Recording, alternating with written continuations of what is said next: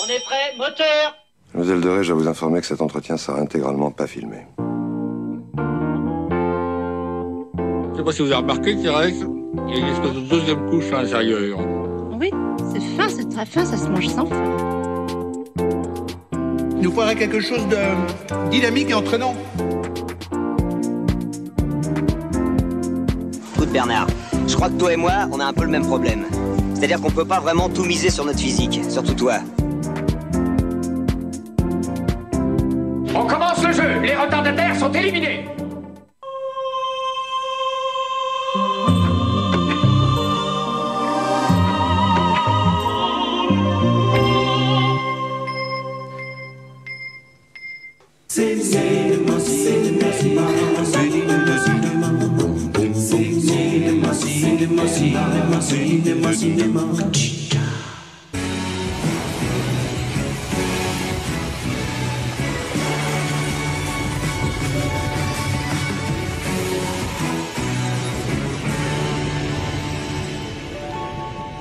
Alors voilà, bienvenue sur le tapis rouge des Césars des Hallucinés 2025 en direct de l'Olympia Manie. Honneur aux dames avec le premier César qui sera celui de la chronique livre et cinéma. Il est attribué... Suspense. Eudoxie. César suivant, le César de l'intervention cinéphilique qui est attribué à... Aurore. Pour le César qui s'en vient. Celui de la chronique de musique de film, il est attribué à... Suspense. Pascal. Et le César de la respiration musicale est attribué à... Et alors la marmotte, elle met le chocolat dans le papier d'alu. Mais bien sûr. Vous verrez bien, je ne vous divulgage pas la surprise, comme disent nos cousins. Il y a un indice là. Tu crois? Comme disent nos cousins de par-delà la Grande Mare. Et voici venu le César du meilleur tir au pigeon.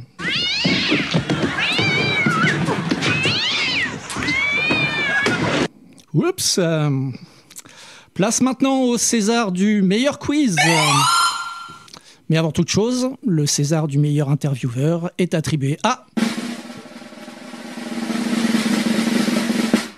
Loïc Espuche. Mais non, poisson d'avril. À Martial, bien sûr. Évidemment. Et enfin, last but not least, le César de l'invité est attribué à Jodie Foster, cœur avec les doigts. Florent. Oui. Bah, réveille-toi, tu parles dans ton sommeil là. Oh, pardon. Je disais donc, le César de l'invité le plus prestigieux est attribué à... Gilles Perret, César 2025 du meilleur documentaire pour La Femme d'Herbertrand que nous avons l'honneur, que dis-je, le privilège de recevoir aujourd'hui. Merci à toi Gilles et bienvenue. Les Hallucinés, saison 3, épisode 6, c'est parti. Attention, vous êtes prêts, action! Alors autant dire qu'on est tous très contents de le recevoir. On est plusieurs d'ailleurs sur ce plateau à représenter le ciné actuel. Et depuis Huis clos à Évian en 2004, donc soit plus de 20 ans et près de 15 films, à chaque fois qu'il a présenté un film au ciné actuel, il a fait salle comble. C'est vrai. Donc on est toujours très heureux d'accueillir un film de Gilles Perret et on est très heureux de l'accueillir aujourd'hui. Alors bonjour Gilles Perret. Bonjour. Merci d'avoir accepté l'invitation.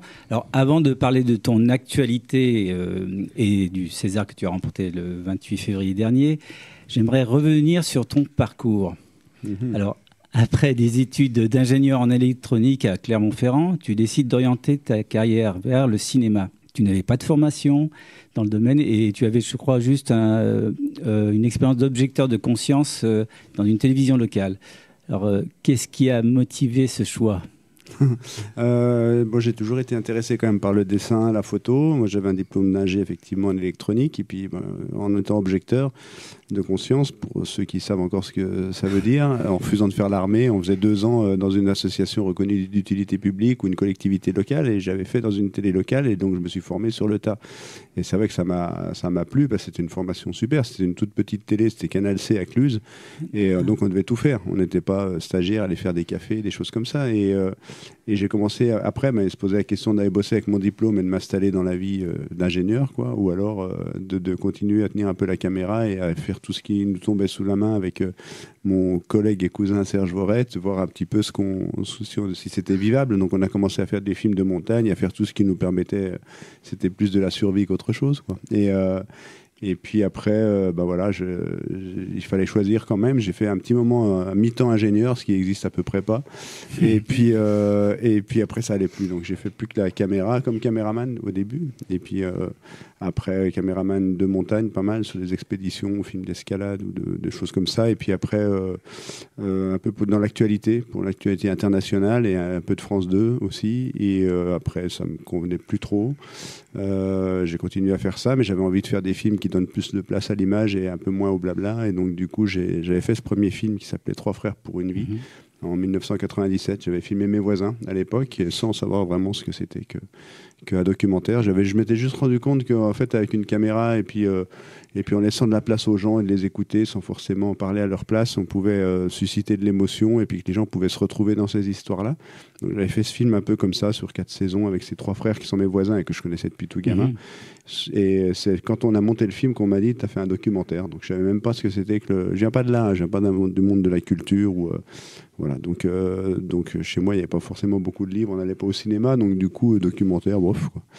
Enfin, c'était un peu un truc d'intello. Et puis après, on a présenté ce film dans certains festivals de documentaires, des petits festivals, et puis finalement, il a été primé, et c'est quand même ce film-là qui m'a permis de faire les suivants. Moi, j'ai peut-être trop développé par rapport à ce que tu attendais. Justement, non, mais très bien. D'ailleurs, par rapport au film justement suivant, tu as enchaîné sur d'autres films qui sont toujours ancrés localement.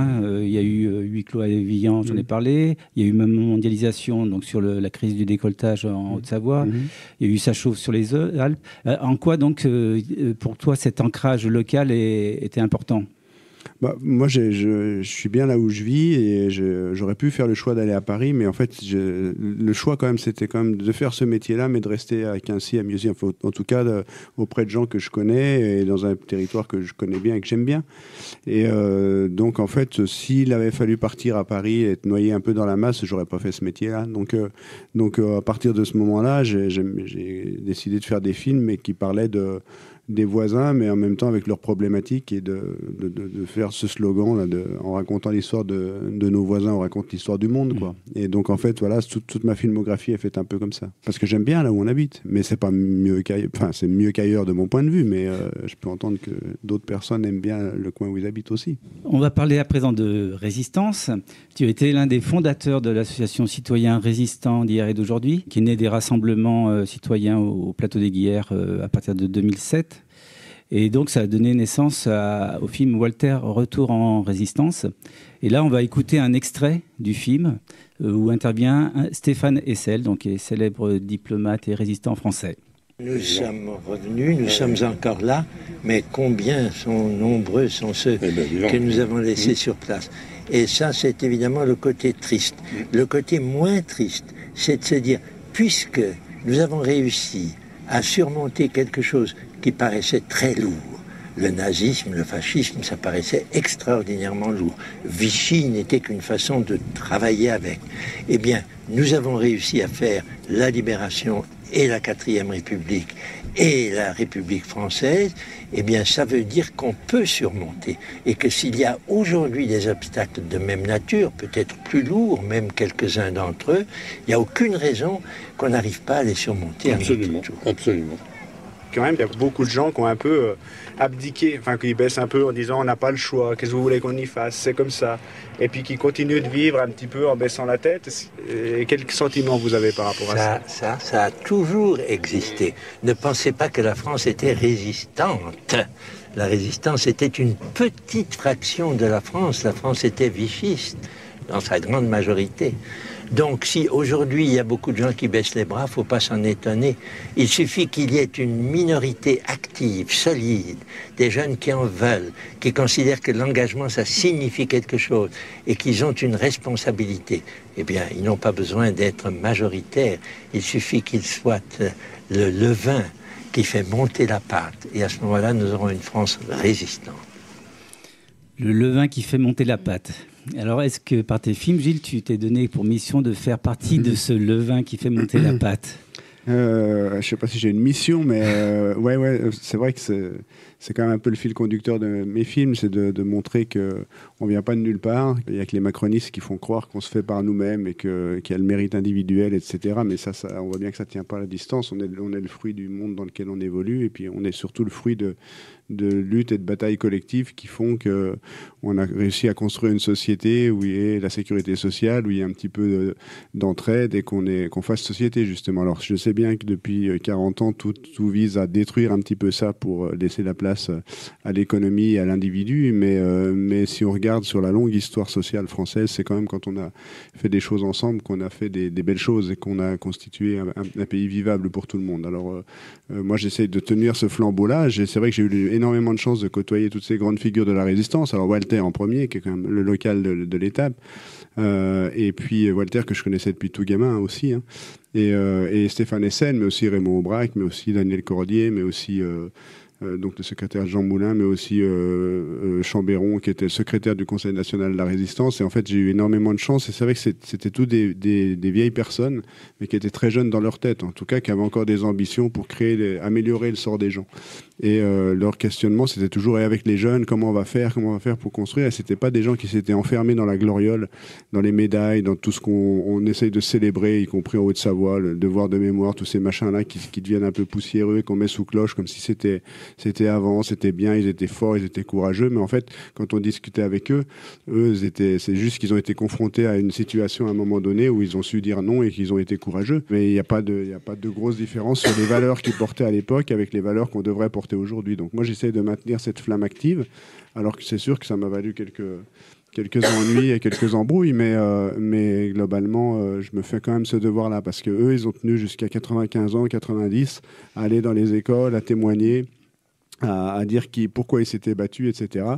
Donc moi, j'ai pas trop le droit de baisser les bras. J'essaye de transmettre un petit peu tout ça. Donc moi, ça fait effectivement, en créant le rassemblement au plateau des Glières, les premiers en 2007, et encore cette année, puisque toutes les années on fait ça au plateau des Glières, et là ce sera donc le 31 mai et 1er juin, et bien c'est pour rappeler ces valeurs-là, et que ces valeurs-là, on peut les retrouver encore aujourd'hui dans des combats actuels, pour la défense des droits humains, pour plus d'égalité, pour plus de liberté, pour plus de fraternité, pour que ces mots-là ne soient pas vides de sens, parce que les macronistes utilisent cette devise, mais en même temps, en termes d'égalité, on voit que le fossé entre les riches et les pauvres n'ont cessé de se creuser, que la captation des richesses par les plus riches de France n'a jamais été aussi exponentielle. Donc on peut avoir l'égalité dans la bouche, mais après, c'est comment tu la mets en œuvre. Donc nous, voilà, en faisant ce type de rassemblement, on essaye de remettre un peu les jalons sur ce beau triptyque de la République, quoi.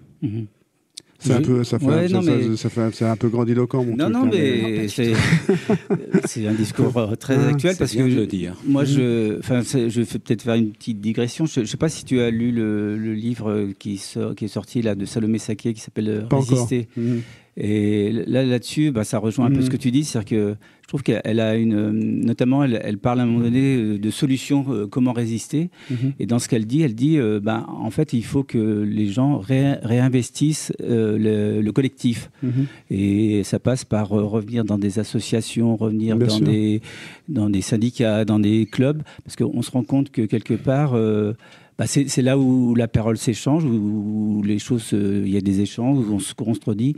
Contrairement à quelque part, la société entre guillemets capitaliste nous tend à être plus ou moins isolés, que ce soit derrière des écrans, derrière des ordinateurs, enfin des télévisions ou des téléphones portables. Et quelque part, je trouve que ça fait partie des choses qui... Non, mais c'est sûr, mais naturellement, on sait qu'on est mieux quand on est ensemble, que quand tu es tout seul à grogner, tout seul devant ton écran d'ordinateur, à scroller sur des réseaux sociaux, enfin, c'est pas là que tu es le plus heureux, enfin, je crois pas.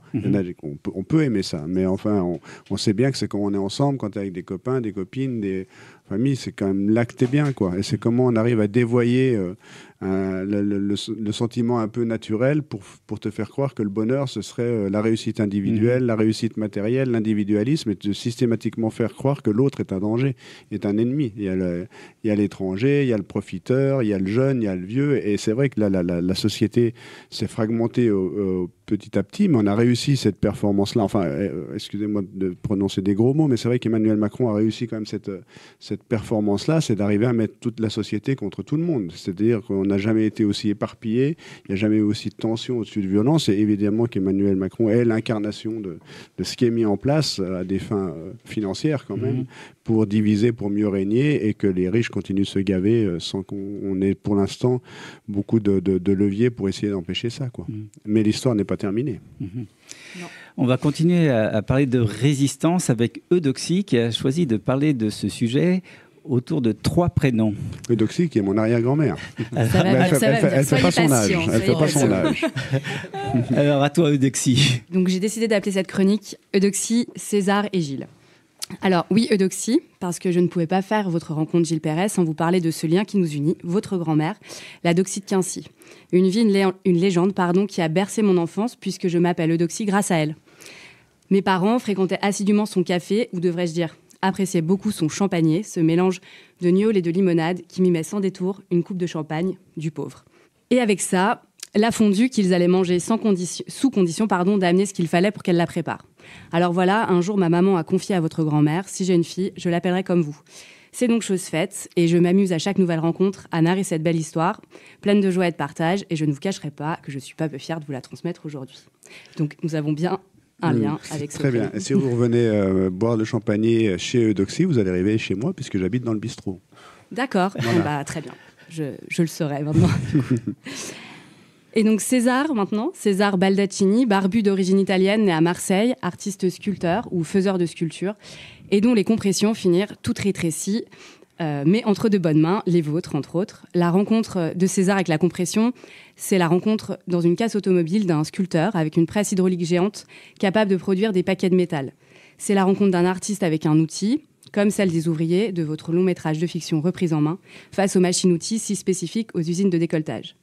Le geste créateur de César fut rassemblé avec d'autres au sein du mouvement des Nouveaux Réalistes, un mouvement artistique né dans les années 60 qui s'ancre dans le réel et tente de désacraliser le geste de l'artiste jusqu'à, comme Nikita Saint-Phal, tirer à bout portant sur ses œuvres ou comme Daniel Spoeri, affiger sous une couche de résine les victuailles d'un repas partagé, autour duquel sont d'ailleurs certainement nées quelques fulgurances. Une construction poétique du quotidien qui fait de la vie un moment moins incongru. Créer de l'étrangeté pour remettre en question un ordre établi, ne serait-ce pas ça résister ? Les années 60 ont aussi accueilli, dans le monde du cinéma, la nouvelle vague. Une façon de rendre compte du réel comme un ressac par un va-et-vient entre réalité et fiction. Nouveau réalisme et nouvelle vague ont cohabité dans un monde d'après-guerre et ont posé un nouveau regard sur nos liens, la façon dont on se tisse dans le grand maillage du réel. Alors là où je veux en venir, c'est que ce petit César, si vous voulez mon avis, n'a pas atterri entre vos mains et celles de toutes les personnes qui ont permis à la ferme des Bertrands de voir le jour par hasard. Parce que vous aussi, Gilles Perret, vous mettez de la lumière dans les entre-deux, vous éclairez les seuils et vous nous permettez à nous, spectatrices, de prendre place dans un monde de plus en plus fragmenté, on en parlait, par les piolets d'un petit nombre. Ce que vous nous proposez, ce n'est pas de voir le monde différemment, mais plutôt de le comprendre tel qu'il est, d'en appréhender les enjeux pour pouvoir mieux nous défendre face à ses détracteurs. Vos films sont au monde du cinéma ce qu'ont été les terriers du Wombat pendant les incendies d'Australie en 2020, des abris. Voilà. Merci, c'est bien gentil comme chronique. C'est assez drôle parce que quand j'étais gamin, je voulais avoir une casse automobile. Et j'avais pas fait le lien avec... mais il y avait un terrain pas loin de chez moi. D'ailleurs, je le dis toujours. C'était là que je voulais faire ma casse automobile. Mais bon, finalement, je me suis dirigé vers autre chose. Donc, un hommage à César. Voilà. Très bien. Voilà, ouais. Je croyais que tu voulais un Wombat. Tu vois, je croyais que t'allais dire. Non, j'aurais pu, mais non. Bon, merci Eudoxie. Donc, big up à toutes les Eudoxies, les César et les Gilles. Il n'y en a pas beaucoup. Alors moi, pour répondre à ta chronique, j'ai vraiment grandi dans ce bistrot-là, en fait. Parce que, oui, parce qu'en fait, j'ai perdu ma mère quand j'étais petit. Et du coup, avec mon père, on habitait à une maison juste à côté. Et donc, en fait, on mangeait, on était tout le temps chez la Doxie. D'accord. Donc, voilà, donc j'ai forcément croisé tes parents. Vous avez forcément croisé mes parents, exactement ce que j'allais dire. Et donc, tu habites à présent au bistrot. Oui. Okay. On a retapé il y a une trentaine d'années maintenant. Donc, il y a encore des gens qui viennent maintenant et qui disent on venait au bistrot ici et tout. Donc, ça a vraiment marqué les mémoires, ce lieu de vie qui est quand même... c'est difficile de trouver aujourd'hui. Je dis pas c'était mieux avant, enfin on s'en fout, c'est pas la question, mais en tout cas c'était un lieu de vie où il y avait un mélange de générations et un mélange de conditions sociales incroyables, où ça venait pour chanter, pour manger à fondue, pour jouer à la belote. Et c'est vrai que c'est difficile aujourd'hui, et d'autant plus avec les réseaux sociaux, on s'enferme chacun dans nos communautés avec des gens qui ont le même niveau social, même niveau culturel plus ou moins, en tout cas les mêmes les mêmes intérêts. Et là, dans ce bistrot-là, il y avait vraiment tout, quoi. Et ça devient difficile. Et moi, je souhaite qu'on recrée des lieux comme ça où les gens puissent se mélanger et puissent échanger. Ça devient difficile. D'ailleurs, on arrive ce soir pour manger la fondue. Ouais, mais d'ailleurs... Pourquoi pas. Il faut amener ton fromage. Alors, si on reprend le fil, après Walter Retour en résistance, les films que tu vas enchaîner, donc De mémoire d'ouvrier, Les jours heureux, La sociale, vont toujours être ancrés dans l'histoire de la France après-guerre. Puis, à partir des élections de 2017, ta filmographie prend un tournant plus marqué politiquement et plus tourné vers l'actualité avec des films tels que L'Insoumis sur Jean-Luc Mélenchon, Je veux du soleil et Debout les femmes en réalisation avec François Ruffin. Donc, est-ce que c'est une façon pour toi de prendre davantage place dans les problématiques actuelles ? Oui, sans doute. Après, je crois que mes films, que ce soit les Jours heureux, La sociale, sont des films très politiques. Puis c'est qu'est-ce qu'on veut faire de la société, comment on construit le monde. Et donc, mes films sont toujours très politiques. Ils ne sont pas forcément politiciens.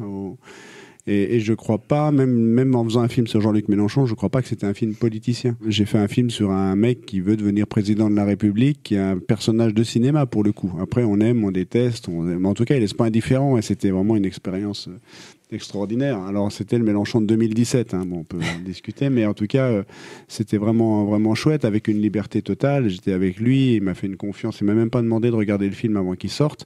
Et puis, pour quelqu'un qui aime bien la politique, de pouvoir vivre une expérience comme ça à côté de lui, alors que quand je commence à le filmer, il était à 8% dans les sondages, c'était quand même bon.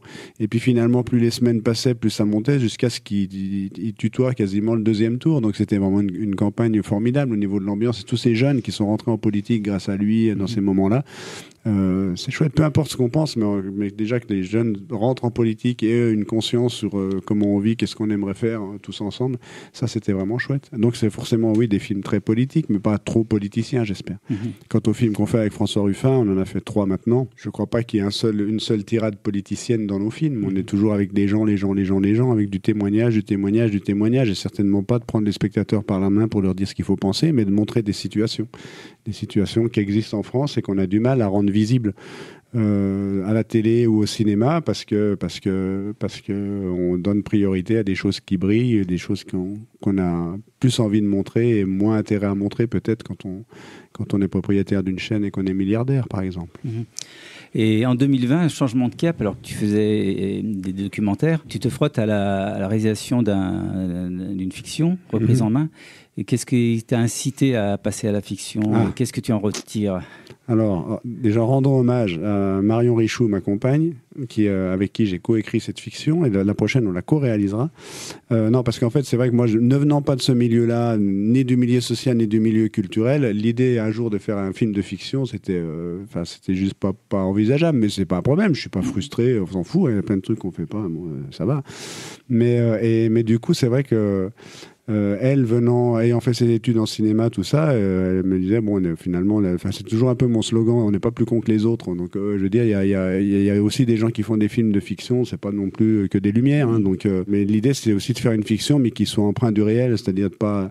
Moi, encore une fois, je suis assez admiratif de ces cinéastes qui sont capables d'inventer une histoire vraiment de toute pièce comme ça, et puis de faire des films qui sont bien, quoi. Moi, j'en serais bien incapable. J'ai besoin de m'appuyer sur des situations réelles. Donc, ce film-là permettait de partir de situations réelles. Alors, une multitude qui sont rassemblées dans la même histoire, une multitude de petites histoires qui sont arrivées, mais pour faire cette histoire. Puis surtout, c'est que la fiction, c'est quand même plus facile que le documentaire dans un certain point. C'est que quand tu as envie de faire dire quelque chose à des acteurs, tu écris la ligne de dialogue et puis c'est fait. Et puis surtout, quand tu as envie de résoudre une problématique que dans la vraie vie, on n'arrive pas à résoudre, notamment comment reprendre des boîtes qui valent cher et qui sont entre les mains de financiers, mais avec un scénario qui doit être crédible. Donc ça nécessite quand même du travail pour que ce soit validé par des financiers et tout. C'est plus facile en fiction qu'en documentaire. Donc il y avait aussi ce moment-là où j'avais envie de parler de comment reprendre la main sur son outil de travail quand l'outil de travail est entre les mains de financiers. Et donc du coup, on a écrit ce scénario des copains d'enfance, ce groupe, avec chacun leurs compétences, mais avec un côté pied nickelé, brinque-ballant, mais en tout cas qui sont malins et qui réussissent finalement à se déguiser en financier en retournant l'outil de la finance contre elle-même et puis de reprendre à la fois leur entreprise, mais aussi reprendre leur avenir en main et ne pas être tributaire de décisions lointaines. Et en plus, ils connaissent leur travail, ils connaissent leur vallée, ils sont attachés. Donc, voilà. Et en termes de financement, parce que c'est quand même pas les mêmes mécanismes, ni les mêmes interlocuteurs, interlocutrices. Donc pour produire, passer du documentaire à la fiction, est-ce que ça s'est fait de manière fluide ? Oui. Enfin, on dirait que c'était facile. Non, c'est sûr que ça paraît compliqué. Après, on est passé par les systèmes normaux de financement de la fiction. Donc on a dû changer de producteur, même si notre producteur historique, Jean Bigot, était en coproducteur minoritaire, mais lui, il n'avait pas la surface financière pour pouvoir porter le film. Donc on est passé avec des producteurs qui sont devenus aussi des amis de fiction. Et puis eux sont allés chercher l'argent. Alors c'est sûr que c'était pas un gros budget, hein, c'est 1,8 million. Alors ça peut paraître beaucoup, mais en fiction c'est pas beaucoup. Et on s'est débrouillé parce qu'on connaissait bien le terrain, parce que les comédiens sont venus, même si on avait un beau casting, ils sont venus moins cher que leur cachet normal, et qu'on a pu se débrouiller avec ça. Après, c'est sûr qu'on est tributaire de financement de chaînes de télé, et qu'on connaît les problèmes avec Canal+ en ce moment, et donc voilà, quand on fait certains discours au César, ça aide pas forcément pour le financement du prochain, mais c'est pas grave, j'espère qu'on va y arriver. Alors à présent, on va faire un focus sur tes 2 derniers films, donc La ferme des Bertrands. À l'origine du projet de ce film, il y a le film que tu as fait donc en 97, Trois frères pour une vie, et aussi le reportage réalisé 25 ans auparavant par Marcel Tria. Alors Marcel Tria, on va l'écouter dans un extrait de documentaire intitulé « Le journalisme tel qu'il devrait être ». Ce sont les mots qui comptent, ceux qui caressent dans le sens du poil. Après sa célèbre sortie sur le bruit et l'odeur des immigrés, Jacques Chirac a gagné 5 points dans les sondages. On dirait bien que cela donne des idées à ses confrères, de gauche comme de droite. Merci Marcel Tria. Marcel Tria a consacré la suite de sa vie à la réalisation de documentaires. Ce parcours, il le confie dans Voix Off, que vous pouvez voir sur Cinémutin avec quelques-uns de ses films. À travers ces documentaires, Marcel Tria est resté fidèle à la classe ouvrière, aux prolos, aux précaires, aux invisibles, qu'il a filmé sans complaisance, mais avec respect et humanité. Modèle qui peut inspirer les nouvelles générations de journalistes, celles et ceux qui croient encore en un journalisme tel qu'il devrait être. C'est la résistance qui t'assure une carrière paisible. C'est la résistance. C'est pas la soumission. Parce que tu te soumets et tu vas être obligé de t'incliner toujours plus bas, quoi, hein, jusqu'à ce que tu aies le nez sur la moquette, quoi. Il n'y a pas de limite. Si tu commences à t'incliner, t'es foutu. Alors quand j'écoute ces mots de Marcel Tria et le fait que vous soyez réunis dans un même film, La ferme des Bertrands, qui parle aussi de transmission, est-ce qu'on peut dire à travers ce film qu'il y a une forme de transmission, on va dire de filiation entre Marcel Tria et toi? C'est ce qu'on me dit souvent. Il se trouve que Marcel est devenu un ami après, et qu'on s'est côtoyé jusqu'à sa mort il y a 3-4 ans en arrière maintenant, et que peut-être que ça m'a inspiré cette façon de faire, parce que moi il était venu manger la fondue chez la Doxy, Marcel Tria, et c'est vrai que quand on était gamin, Marcel Tria, c'était quand même quelqu'un qui était engagé, en tout cas qui mâchait pas ses mots. Et mon père dit, quand il y avait un reportage de Marcel Tria qui passait, c'était toujours attention, c'est Marcel Tria. Donc on savait qu'on allait avoir une couleur un peu différente à la télévision, dans une télévision déjà assez uniforme. Et c'est vrai que en regardant un peu ce qu'il faisait, et puis en utilisant les archives donc dans La ferme des Bertrands, on voit qu'il y avait cette façon de travailler qui est aussi la mienne, de laisser de la place aux gens et d'être plutôt bienveillant. Mais aussi d'être piquant quand il faut être piquant. Je filme des gens que j'aime bien, en général, donc je crois que ça se sent à l'image, mais c'est vrai que quand il y a quelqu'un que j'aime moins, je fais pas trop de concessions, et je leur laisse pas trop de porte de sortie, en fait, quand on les a sous la main. Et Marcel avait ça aussi, dans le sens où voilà, il était engagé, c'est quelqu'un de très généreux, très gentil, incroyable, mais quand il y avait quelque chose à dire, il était là. Et moi, c'est vrai que je pense qu'on se ressemble un petit peu sur ce côté-là. Alors le film parle du monde agricole, et comment il a justement été perçu par le monde agricole, qui est un milieu plutôt conservateur, on va dire, un film d'un réalisateur qui est clairement positionné à gauche. Est-ce qu'il y a eu des frottements au moment des projections? Ils ne m'ont pas dit comme ça. Après, c'était assez drôle. Après le César, il y avait quand même quelques commentaires sur les réseaux sociaux, justement, qui disaient quel beau film, une récompense méritée, mais dommage pour le discours qui a suivi. Voilà, c'était ça. Mais oui, alors c'est sûr que le milieu agricole est vu comme conservateur. Après, il y a tout, évidemment, chez les paysans. C'est sûr que ceux qui m'ont toujours suivi sont plus proches de la Confédération paysanne que de la FNSEA, évidemment, mais en même temps, je crois que ce film, il est assez universel et que les paysans se sont vraiment reconnus dans ce film-là, et tant mieux. Et puis après, moi, je trouve qu'il y a quand même un côté politique dans ce film-là, de par la région dans laquelle on habite, où justement les paysans sont très protégés parce qu'il y a beaucoup de règles et qu'on est dans une zone de protectionnisme, ou à une époque où alors les paysans vont pas, et surtout pas la FNSEA, ils vont pas dire que c'est du protectionnisme, parce que c'est un gros mot dans l'idéologie libérale qui est portée aussi à la direction nationale de la FNSEA pour être en libre-échange partout et pas mettre de règles. Alors que nous, on est plein de règles, et c'est justement ces règles-là qui permettent aux paysans en Haute-Savoie de vivre correctement, parce qu'une AOP, c'est justement de mettre des règles particulières sur des territoires qui permet de valoriser son produit à hauteur de 2 fois plus cher, le lait, dans ces zones-là que dans les zones de plaine. Donc encore une fois, là, c'est des choix collectifs et politiques qui ont fait que les paysans aujourd'hui vivent bien de leur travail et dignement de leur travail. Donc quand on montre cette réalité-là, où c'est une belle histoire, l'histoire de la ferme des Bertrands économique, après il y a toute la dureté, l'âpreté de la vie de la génération passée, etc. Mais n'empêche qu'on voit qu'aujourd'hui ça fonctionne bien. Il faut dire aussi pourquoi ça fonctionne bien. C'est justement parce qu'il y a eu des batailles collectives pour déposer ces appellations d'origine protégées qui font qu'ils vivent correctement aujourd'hui, quoi. Donc des fois, c'est bien de pas penser que ça a toujours été comme ça. Vous savez, quand j'ai fait le film sur la sécurité sociale, je me suis rendu compte qu'il y avait énormément de gens qui ont cru qu'ils étaient nés avec ça et que ça a toujours existé, parce que ça va tellement de soi qu'il faut donner accès à la santé pour tous et des retraites pour tout le monde, qu'évidemment que tout le monde était d'accord.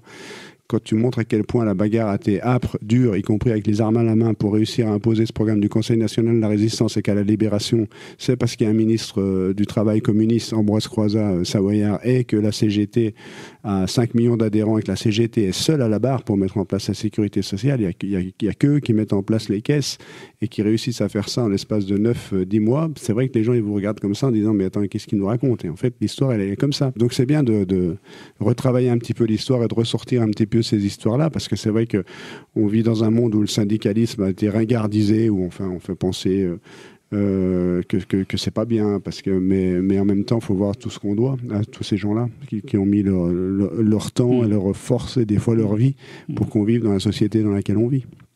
En parlant de gens, donc, des travailleurs donc, de terrain, on va parler du film Au boulot, qui met justement en valeur ces travailleurs qu'on appelait aussi de deuxième ligne lors de la crise Covid, sachant que la première ligne, c'était les soignants. Comment c'est fait concernant ce film, le choix de ces portraits? J'imagine que ça n'a pas dû être simple pour trouver ces personnes qui font partie du film.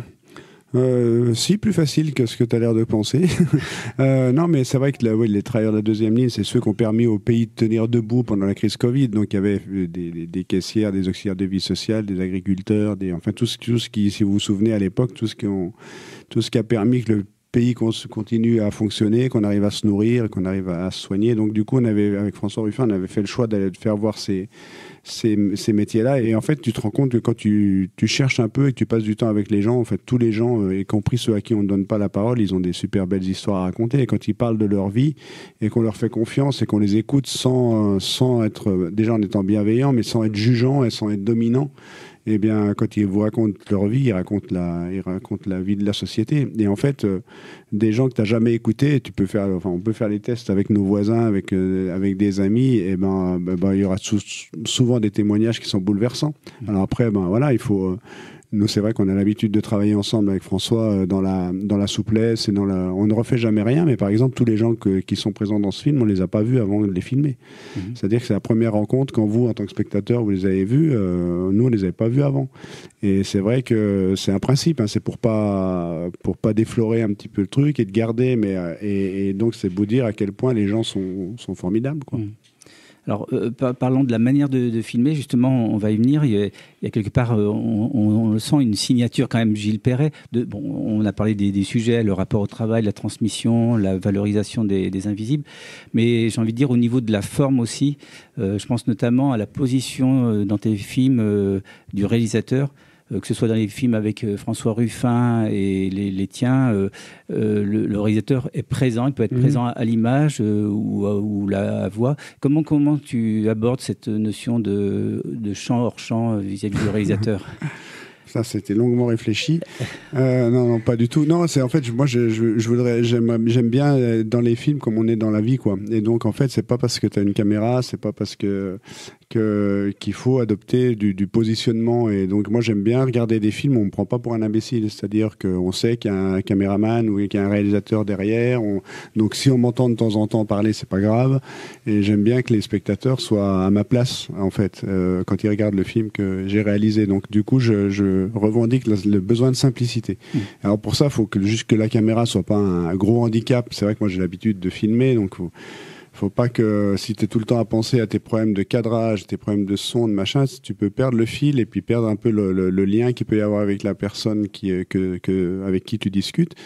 Bon, ben voilà, moi j'ai cette chance-là de venir plutôt de la caméra et puis d'avoir cette attention pour le son qui est très présent dans les films. Et donc, du coup, c'est pas un gros embarras, quoi. Et donc, ça permet d'être assez simple et naturel avec les gens et encore une fois, sans juger, sans être trop dominant. Mais moi, j'aime bien faire ça et j'aime bien quand il y a de l'interaction. Quand j'avais fait 3 frères pour une vie, il y avait Raymond Depardon qui avait sorti sa trilogie sur le monde paysan. Que j'ai bien aimé par ailleurs, mais en tout cas, c'est souvent on dit ah oui, c'est un peu comme Depardon. J'ai ouais, enfin c'est l'exact inverse de Depardon, quoi. C'est-à-dire que Depardon, la caméra ne bouge pas. On l'entend pas, on attend qu'il se passe des choses dans l'image, même s'il se passe pas toujours quelque chose. Et moi, c'est vrai que moi, je suis pas patient comme lui pour ça. Et j'ai besoin d'être avec les gens et que ça brasse un petit peu, et puis que la caméra elle bouge et que les gens, ça me pose pas de problème. Mais c'est sans jugement de valeur. Hein. Je comprends que des gens puissent aimer, mais dans la façon de faire, c'est l'exact opposé, quoi.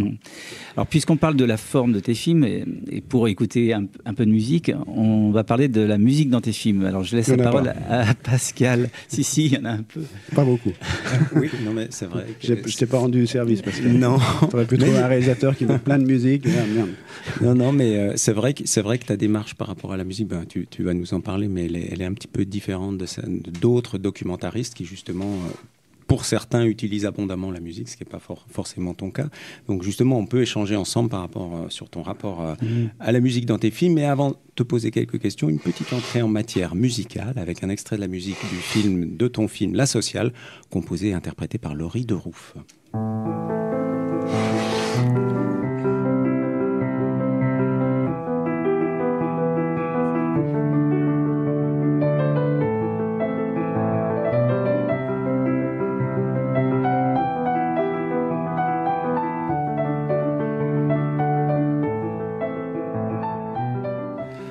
Très belle mélodie au piano qui me font penser d'ailleurs un peu à l'univers de Yann Tiersen, voilà l'univers musical qu'il a offert pour le cinéma. Alors justement, dans tes films, il y a des musiques originales, il y a des musiques préexistantes, parfois les deux, et puis il y a aussi parfois, enfin souvent même, peu de musique. Donc, je voulais savoir à quel moment la musique prend sa place dans tes films. Est-ce que c'est dès l'écriture? Est-ce que c'est quelque chose qui arrive au moment du tournage, du montage? Est-ce que c'est variable d'un film à l'autre? Si avec moi, il n'y aurait pas de musique, je crois. Mais non, je caricature un peu, mais c'est déjà parce que j'ai pas une grosse culture musicale. Déjà, prenons ça comme voilà, c'est un état de fait. Non, mais en gros, moi, j'ai toujours estimé que quand on mettait de la musique, c'est que c'était pour pallier quelque chose.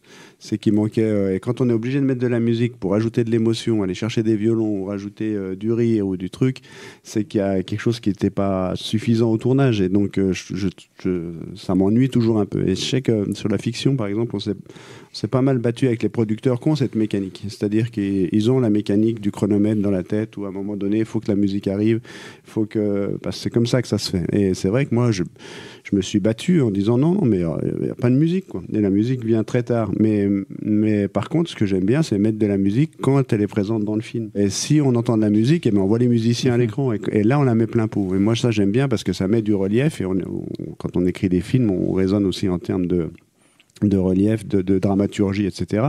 Et donc, du coup, ça nous permet de faire ces choses-là. C'est vrai que dans la fiction, quand on entend de la musique, on voit les musiciens souvent. Et on n'a pas de la musique, ces espèces de soupes, de tapis qui soutiennent comme ça en permanence. Et si vous regardez les fictions, et vous en regardez beaucoup, il y a vraiment beaucoup de musique. Et pour moi, souvent trop, quoi. Nous, on revendique le fait de faire des films populaires. Donc, on va pas aller chercher de la grande musique ou de la musique trop sophistiquée pour histoire de se la péter en mettant je sais pas quoi dedans. Mais en tout cas, que les gens qui regardent le film, ils reconnaissent et ils se sentent bien dans ce moment-là. Après, c'est pas un dogme, hein, mais à la limite, moins on en met, mieux je me porte, quoi. Voilà. Oui, justement, dans la ferme des Bertrands, il y a, moi j'ai repéré quelques plages musicales, donc interprétées à l'accordéon par Vincent Boniface, qui doit être un accordéoniste au Savoyard. Non, à Val-d'Autun. Ah, d'accord. Mais qui travaille énormément avec les gens doivent connaître Jean-Marc Jacquier ici, qui a beaucoup fait sur la musique traditionnelle savoyarde, qui est décédé maintenant. Et notamment, au début du film, il y a cette scène avec le robot de traite qui est installé, etc. Donc vraiment, il m'a semblé, dans toute la première partie du film, on est vraiment à la fois avec les dialogues et à la fois avec les sons d'ambiance, les sons de la nature, les sons des machines aussi, les machines agricoles qui sont très présentes. Et ça, c'est vraiment quelque chose d'important pour toi. Ouais, t'as raison, en termes de musique, j'aime autant cette musique-là, tu vois. Je me rappelle quand on avait monté avec Stéphane Perriot de Mémoire d'ouvrier, on avait des montages sons musicaux, mais c'était des montages de machines. Enfin, alors, peut-être les spectateurs s'en rendent pas compte, mais en attendant, dans la rythmique et dans la façon de travailler, il y avait ce montage un peu clippé de musique, mais effectivement, c'était pas de la musique comme on l'entend en général, quoi. Mais après, j'en mets quand même de temps en temps, parce qu'il y a de temps en temps, on a besoin de mettre un peu d'émotion, de choses comme ça. L'extrait que tu viens de passer, c'est à la mort d'Ambroise Croizat dans La Sociale, qui était donc ce fondateur de la Sécurité sociale. Et c'est vrai que quand tu veux en rajouter un peu, ça fait pas de mal de temps en temps. Puis ça fait des respirations. Mais moi, c'est juste quand il y en a trop, il y en a trop, quoi. J'ai du mal à supporter. Et puis encore une fois, je pense qu'elle est souvent là pour pallier à quelque chose qui ne va pas. Donc si on en met, c'est qu'il manquait quelque chose, je crois. Alors on écoute quelques notes de l'accordéon de Vincent Boniface.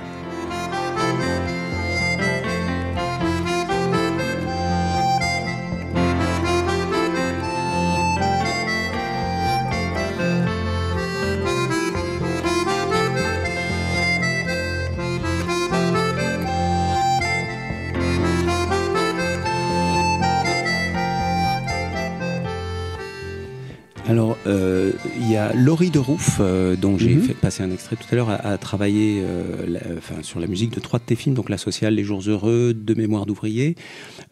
Justement, comment s'est fait la rencontre avec cette jeune compositrice, pianiste? Alors, Laurie, maintenant, elle habite sur l'île, mais à l'époque, elle habitait en Savoie, et puis elle avait composé de la musique pour la Cinémathèque des Pays de Savoie et de l'Ain. Et elle avait donné sa musique, il l'avait quand même rémunérée, mais pour une série de petits films à base d'archives en Haute-Savoie. Et puis du coup, c'est comme ça que je l'ai connue. Et puis c'est vrai que c'est une compositrice. Il n'y a pas beaucoup d'autrices compositrices dans le monde du cinéma. Et Laurie est douée et chouette, quoi. Donc alors maintenant, elle a un poste au Conservatoire de Lille, donc elle est plus installée à Lille. Et puis après, on va pas toujours faire la même chose non plus, hein. Donc elle a travaillé sur La Sociale et sur Les Jours Heureux, qui sont 2 films assez complémentaires. Donc c'était assez logique qu'on retrouve un peu la même teinte musicale, quoi. Voilà, je remets un deuxième extrait. Là, c'était justement sur Les Jours Heureux, le piano accompagné d'un violoncelle.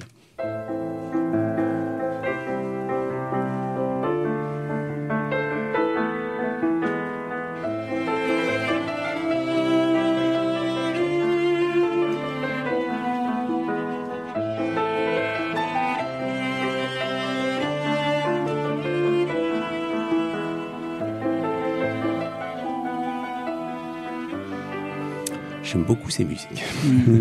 Alors, tu en as déjà un petit peu parlé, mais je voulais, pour terminer, parler justement de la fiction que tu as faite. Là, la musique a été confiée à Léon Rousseau. Justement, tu disais que les producteurs souhaitaient qu'il y ait plus de musique. Toi, à ton niveau, comment tu as abordé ça? Est-ce que c'est quelque chose? Est-ce que le choix des moments musicaux est venu au moment du montage ou avant Souvent au moment du montage. C'est vrai que j'ai pas répondu à ta question, savoir si c'était présent au moment de l'écriture, pas trop.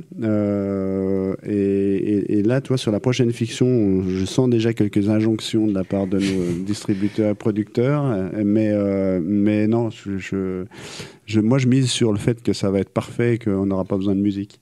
Mais quand il y a de la musique, toi, dans la fiction, ce qu'on fait, la plus grande partie musicale, c'est quand même les Marmottes, qui est quand même un groupe du coin.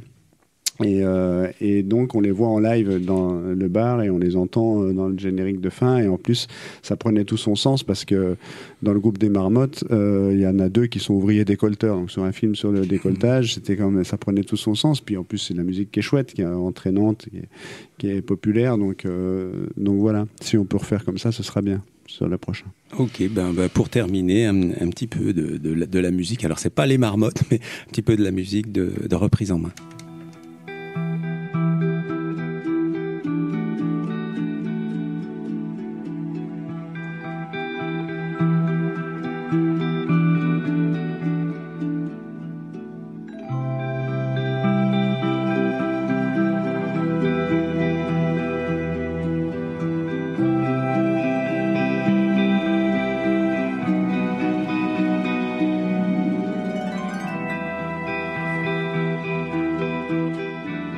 Sympa comme musique aussi.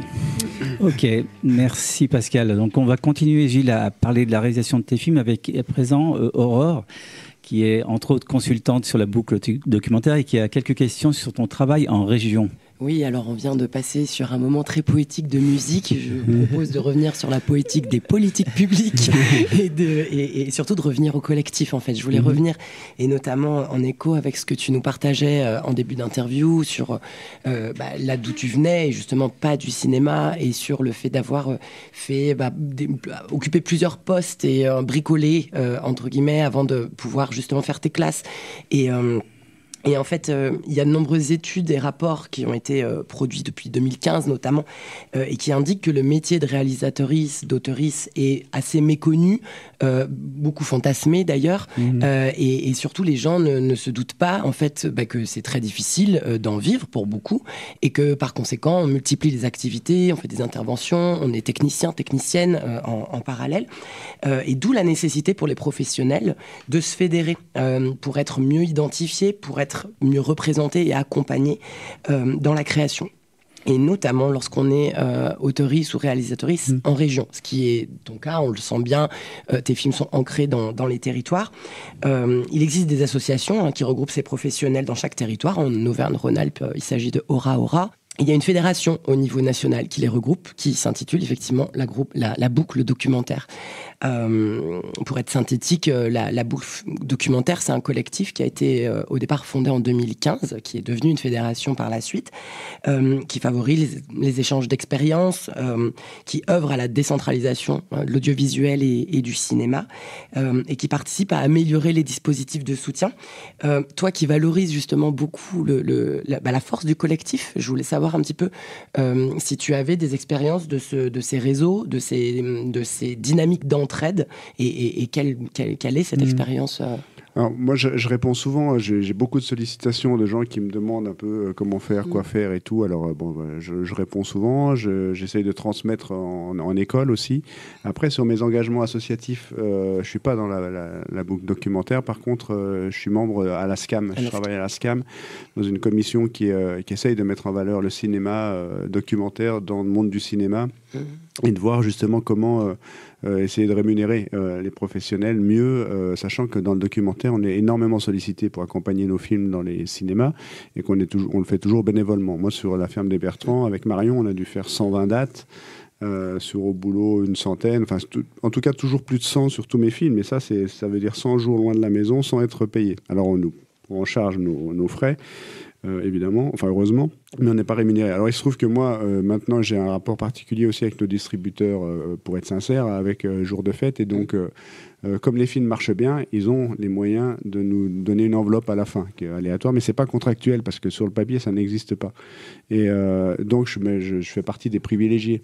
Mais c'est sûr que quand on regarde dans l'économie du cinéma, si les films marchent moyennement, c'est pas possible sur un prix d'entrée du cinéma de rémunérer les réalisateurs. Donc c'est comment compenser. Et la seule façon de compenser ça, c'est par la force du nombre, et donc c'est par le CNC qui collecte des entrées d'argent, qui n'est pas une institution publique comme on l'entend, parce qu'on dit souvent vos films, vous dépensez de l'argent public, ils s'amusent avec l'argent public. Il faut redire quand même que le CNC, c'est quand même de la cotisation comme la sécurité sociale, ou quand vous allez voir Avenger ou je ne sais pas quoi, il y a 10% qui est prélevé pour financer le cinéma français, et ça c'est le financement indépendant. Bref, donc voilà, donc la SCAM, moi j'ai mes engagements plus syndicaux à la CGT Spectacle, et voilà quoi. Mais et ça fait partie des engagements, mais après par contre sur le plan individuel, je réponds à toutes les sollicitations quand je peux. Là c'est vrai que j'en ai beaucoup, il se trouve qu'il y a... oui, il y a un petit contexte. J'ai beaucoup de nouveaux amis qui n'étaient pas forcément mes amis avant.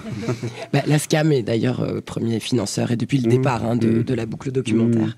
Tu y faisais référence, il y a 3 piliers un petit peu de financement dans le cinéma français, donc le CNC, les diffuseurs et les territoires. Et c'est vrai que peut-être que maintenant on remarque davantage les logos des régions qui soit subventionnent, soit coproduisent, et c'est le cas d'Auvergne-Rhône-Alpes Cinéma. Et en fait, l'un des grands enjeux de la boucle dès le départ, ça a été de mettre en lumière parfois des risques, des cas d'ingérence politique qui ont pu avoir lieu dans certaines régions lorsque l'exécutif en place veut entraver le processus créatif de production ou de diffusion d'une œuvre qui n'irait pas forcément dans son sens. Et au regard de tes productions, de tes films, est-ce que toi, tu as été dans des situations parfois qui ont pu être un petit peu... Oui, bien sûr. Après, là, peut-être un peu moins ces dernières années. Alors, j'espère que c'est pas parce que je me ramollis, mais en tout cas, non, il y a eu des périodes qui étaient dramatiques pour ça. De par le conseil départemental de la Haute-Savoie, le président qui m'avait envoyé un courrier comme quoi je pouvais toujours aller me faire voir pour avoir des aides sur mes prochains films. J'avais un petit peu ça en mémoire. Ça tombe bien, ils donnent plus rien à personne maintenant, donc comme ça.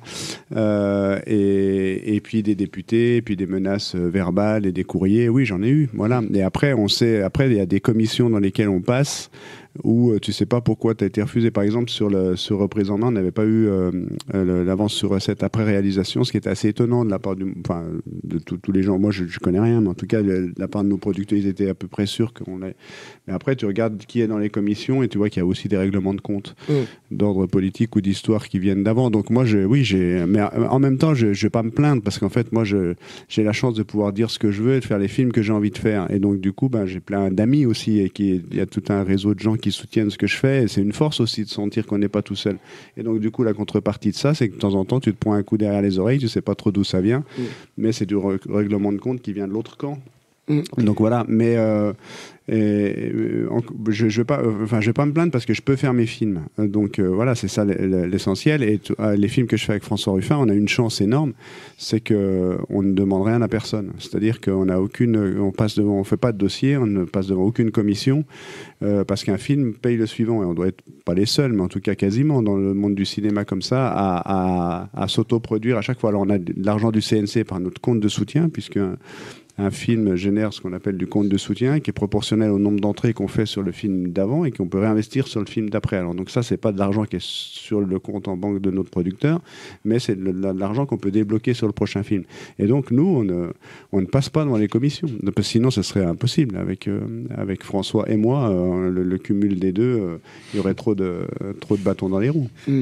En fait, ce qui est vraiment intéressant, notamment dans ce que tu dis, c'est que du coup, là, ton cas est individuel. Et la chance que tu as, c'est parce que justement par ton... Faut le redire, excuse-moi, je te coupe, mais je m'estime être très chanceux. Oui. Non, mais et justement, c'est tout l'intérêt. C'est une idée que tu défends, et donc ça se voit à la fois, ça s'entend dans ton discours et ça se voit dans tes films, que effectivement, tout l'enjeu, c'est de réussir à structurer les choses de manière à ce que ça ne dépende pas d'individus, mais que justement le système permette de soutenir et de sécuriser en fait des métiers. Et en l'occurrence, là, la boucle documentaire est en train de mener une étude sur sur les conventions CNC, État, collectivité, qui permettra de donner un socle de compréhension, en fait, aux autoristes, aux réalisatrices de ces fameux documents qui sont abscons pour beaucoup de monde, mais qui sont, en fait, les squelettes, en fait, des niveaux de financement, des modalités de financement dans les territoires, et qui permettront, justement, aux professionnels de comprendre davantage qu'est-ce qui se joue, justement, au niveau des mécanismes, au niveau des comités, de manière à ce que cette meilleure compréhension puisse éventuellement faire effet levier pour que ces documents, qui sont encore très institutionnels, puissent, le cas échéant, faire effet levier pour améliorer la sécurisation du métier de réalisateur. Oui, c'est sûr, parce qu'il faut le redire, c'est un métier qui est...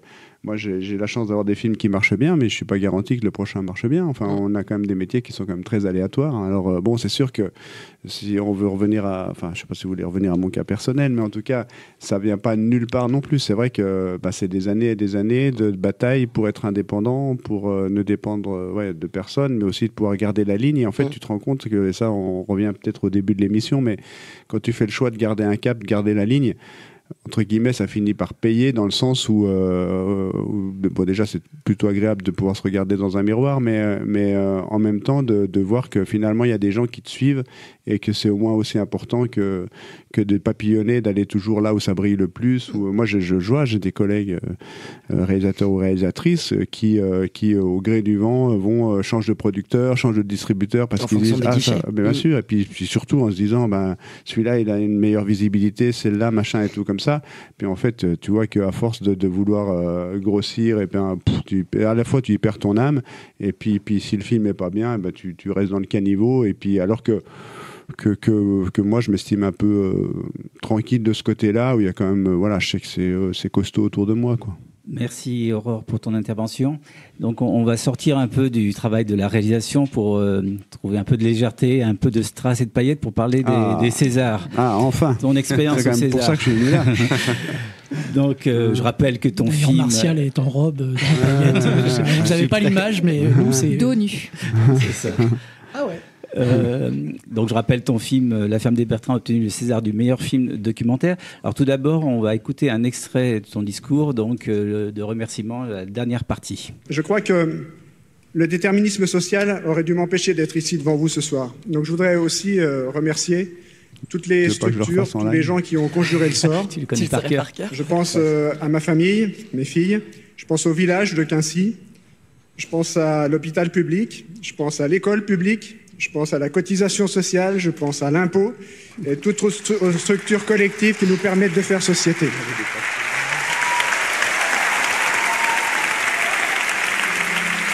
En tout cas, ce César m'incite à continuer dans la voie que j'essaie de tracer, c'est essayer de rendre visibles les invisibles.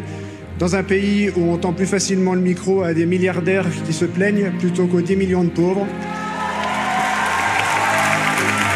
Dans un pays où les dirigeants, pour rester en place et pour ne pas contrarier les puissants, préfèrent s'allier à l'extrême droite fasciste plutôt que de poser la question du partage des richesses et de la protection de la planète.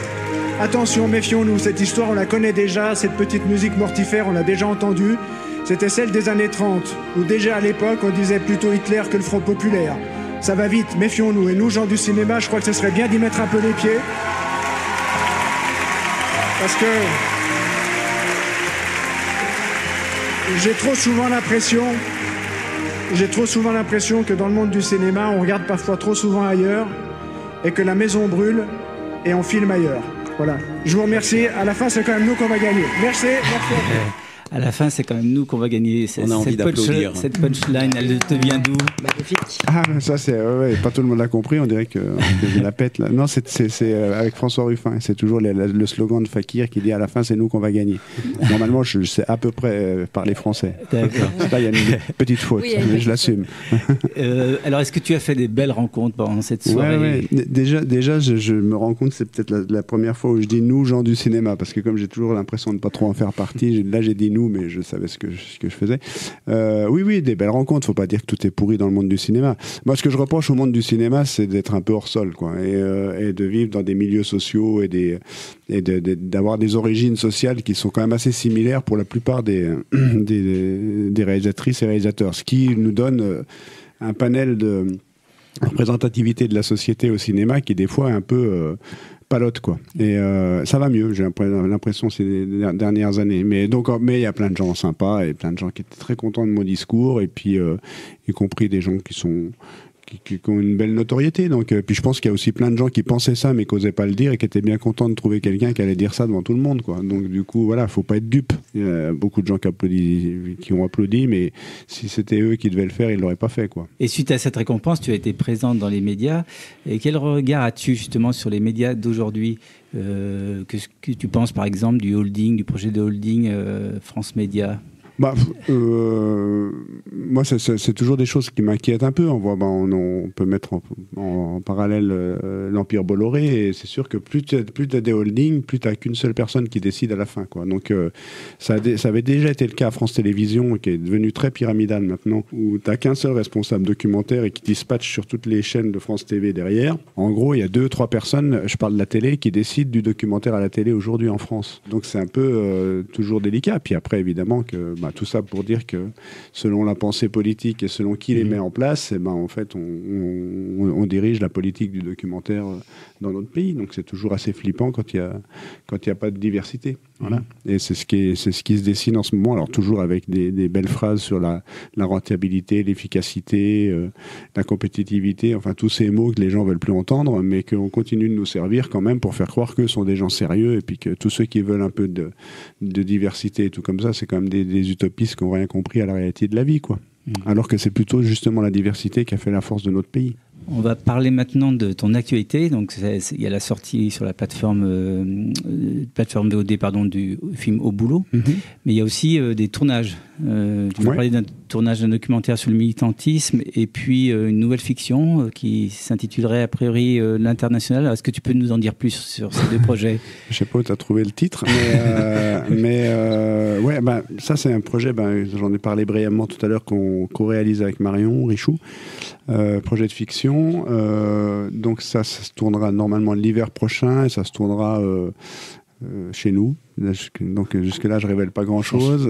Ça se passera entre les stations de sport d'hiver et la vallée vers chez nous, sur la montée de la précarité dans notre région, où c'est difficile de vivre quand tu n'as pas les revenus suffisants. Dans cette région très chère, avec cette proximité de la Suisse, des stations de sport d'hiver et d'une économie qui est quand même plutôt pas mal, si tu n'es pas dans le bon niveau social, c'est quand même très très dur. Et donc du coup, c'est comment on s'en sort, avec une histoire familière particulière et avec beaucoup de fraternité familiale. Je ne sais pas si ça se dit fraternité familiale, bon, pourquoi pas. On comprend. En tout cas, et un peu d'humour, comment on arrive à faire la nique à ceux qui vous ont martyrisé. Voilà.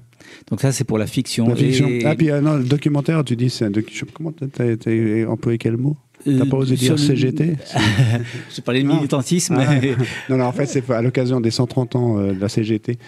On nous a demandé, alors pour le coup, c'est mon retour à la télé, parce que ça fait 10 ans que j'étais blacklisté, mais de faire un 52 minutes sur la CGT. Et voilà, donc ça sera diffusé, sachant que la CGT a 130 ans.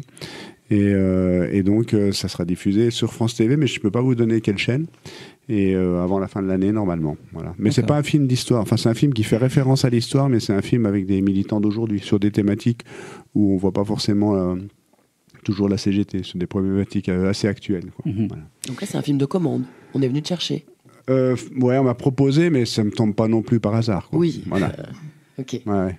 Mais c'est un accord avec des gens de la CGT et tout ça, donc on a monté ça ensemble. Ouais. D'accord. Donc pour finir, on a décidé d'inaugurer une nouvelle séquence, qui s'appelle les 5 dernières questions.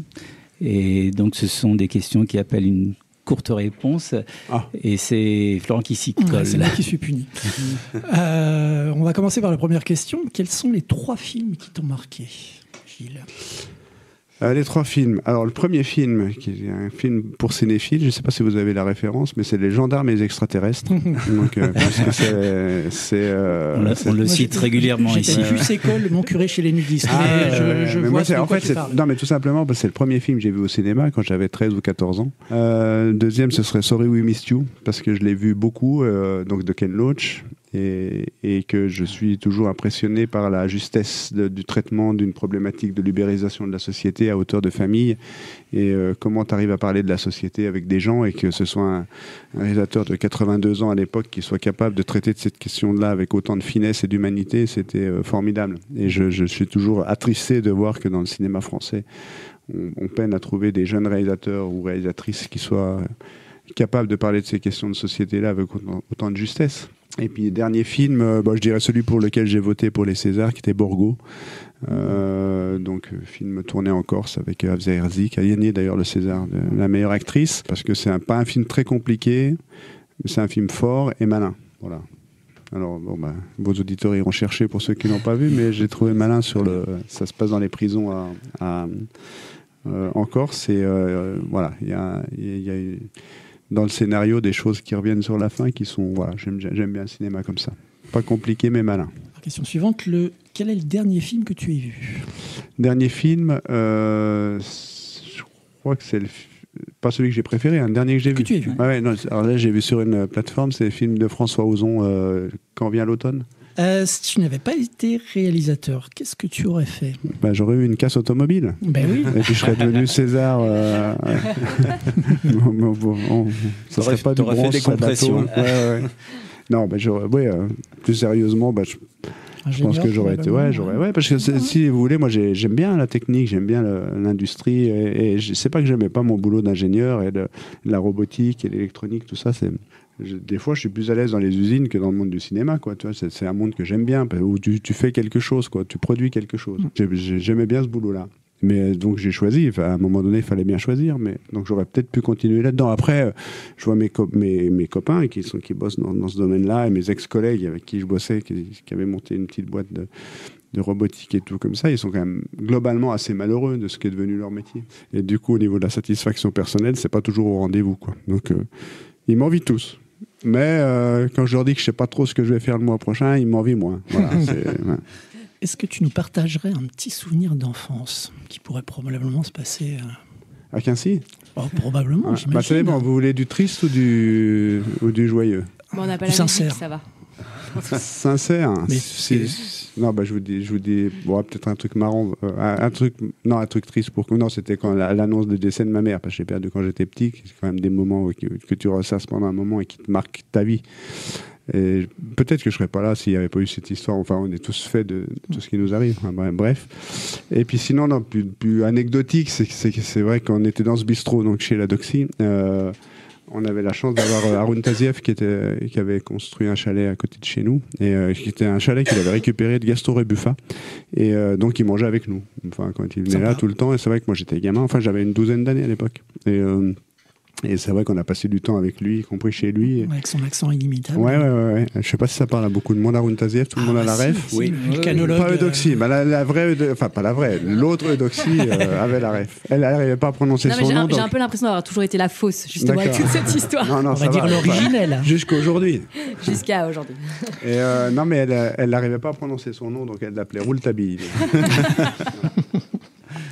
Donc, pour ton information, c'était un célèbre vulcanologue qui est devenu ministre sous Mitterrand des catastrophes naturelles ou un truc comme ça. Et c'est quelqu'un qu'on peut retrouver dans les archives INA qui dénonçait le réchauffement climatique déjà à la fin des années 70, où on le prenait pour un abruti, et que l'avenir, malheureusement, lui a donné quand même raison. Voilà.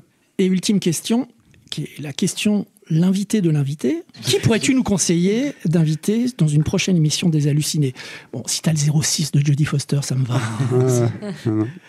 À vrai dire, c'est vrai que je n'avais pas réfléchi à cette question-là, même si vous m'aviez transmise avant, mais vous pouvez demander à Marion Richoux si elle veut venir. Avec grand plaisir. Et puis sinon, si vous avez les contacts de ce film génial, ce documentaire vachement bien, River Boom, Vous l'avez vu ce film, ce documentaire? Ouais. Et moi, c'est un des meilleurs documentaires que j'ai vu depuis bien longtemps. Et j'aurais bien aimé qu'on soit en compétition. Il n'a pas été élu et tout, mais j'aime bien ce type de documentaire qui se prend pas au sérieux. Enfin, je ne vais pas en dire beaucoup plus, mais en tout cas, qui raconte la grande histoire de l'Afghanistan. Franchement, c'est très drôle. Et puis, on utilise les archives pour raconter l'histoire d'aujourd'hui, et c'est formidable. Et donc, comme c'est un film suisse, j'imagine que vous avez forcément un des co-réalisateurs qui habite pas loin d'Annemasse. Pas loin, mais effectivement, on n'a pas les contacts. Mais effectivement, et puis en plus, l'histoire du film, c'est que ces images ont été perdues, ont été perdues pendant des années, et puis un jour, on contacte un des co-réalisateurs et on lui dit, moi j'ai ces cassettes-là, qu'est-ce que tu veux en faire? Est-ce que je les jette? C'est un film qui est tourné en 2002 en Afghanistan, juste après que les Américains aient chassé les talibans, et qui sont à la poursuite de Oussama Ben Laden. Et donc, ils font le tour de l'Afghanistan, ils se retrouvent dans des situations de fous, hyper dangereux, avec des chefs de guerre et tout. Ils ne devraient pas être en vie, en fait, tous ces gens-là. Et ils filment...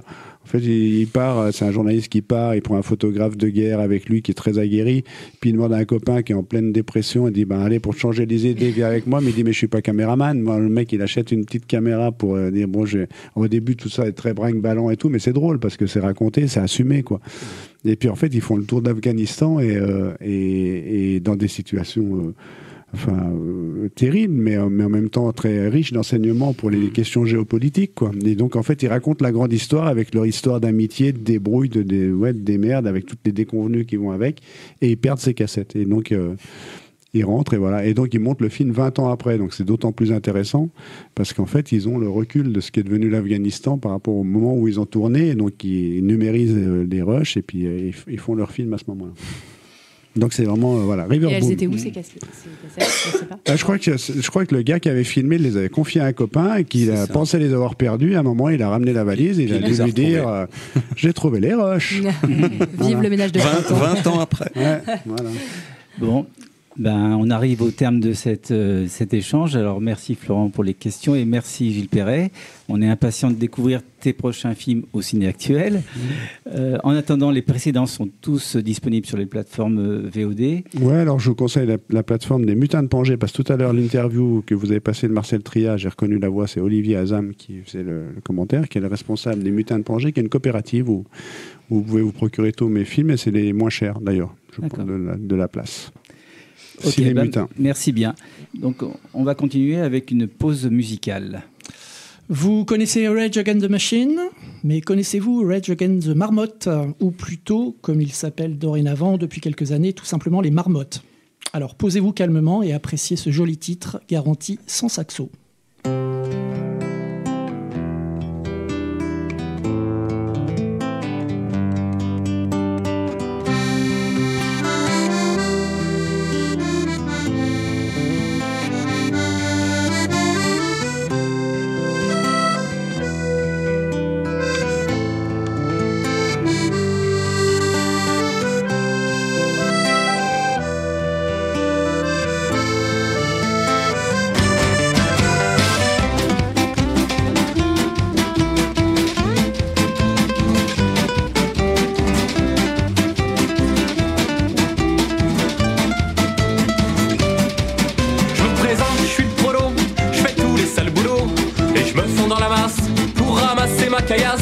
Je deviens une machine quand je mets les pieds à l'usine.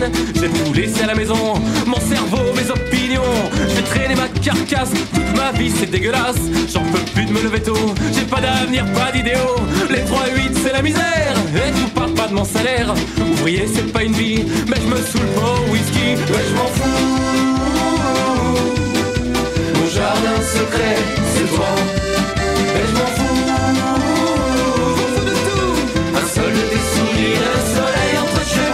Salut, je suis le professeur, au concours un vrai vainqueur. J'ai commencé il y a 10 ans, je vis toujours comme un étudiant. Je peux plus blairer les gamins, leurs parents encore moins. Mais dans le fond je m'en balance, 4 mois par an c'est les vacances. Paxé avec un copain, pour pas connaître la galère. Des banlieues là où ça craint, mon destin c'est la Lozère. Syndiqué, pas content, je fais la grève à tout bout de champ. Elle prend c'est pas une vie, mais j'ai pas besoin de voir un psy. Et je m'en fous. Mon jardin secret, c'est toi, c'est toi, c'est toi. Et je m'en fous. Je me fous.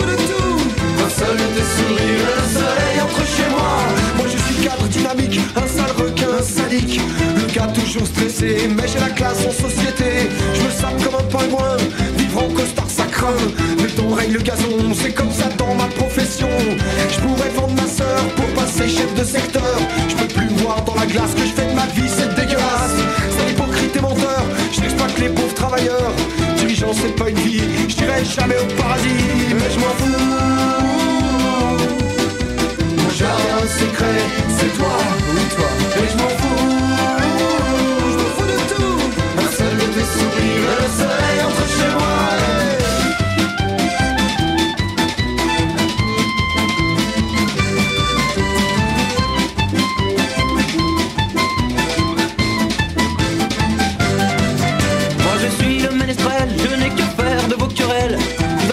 De vie, moi rien n'est interdit. Je chante la cigale, waouh, je vis avec que dalle. Je me nourris de vos problèmes, ouais je passe pas, j'ai trop la flemme. Je peux boire du whisky, faire la bringue avec son psy. Paradis c'est mon labeur, mais j'ai appris de vos erreurs. J'analyse ma position pour la morale de ma chanson. C'est la merde, j'ai rien trouvé, mais je sais où me cacher. C'est dans le bistrot du coin, où je retrouve tous mes copains. L'ami molle Svetlana, mais y a pas de flic qui traîne par là. Quand on boit tous ensemble, la tournée du patron. Je sens mon cœur qui tremble, ce soir on est à la maison. On est chez vous. Le jardin secret, c'est là. On est chez vous. On boit des coups. La nuit n'est pas finie, on va chanter pour fêter ça.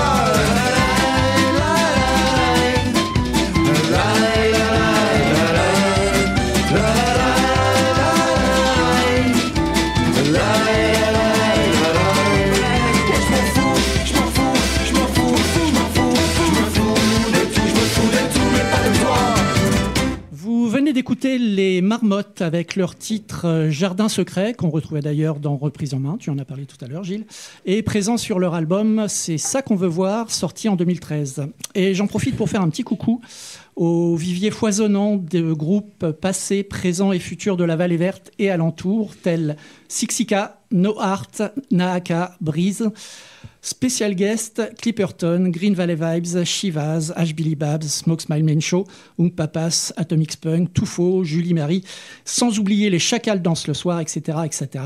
Et un amical big up au passage au poteau, Baba, Rob, Muriel, Sly, Will, Hello, Guillaume, Cheche, etc., etc. Là aussi, et surtout, une pensée à Denis, à qui on pense très fort et qui a photographié avec talent tous ces jeunes gens et auxquels on souhaite tout le courage possible dans l'épreuve qu'ils traversent actuellement.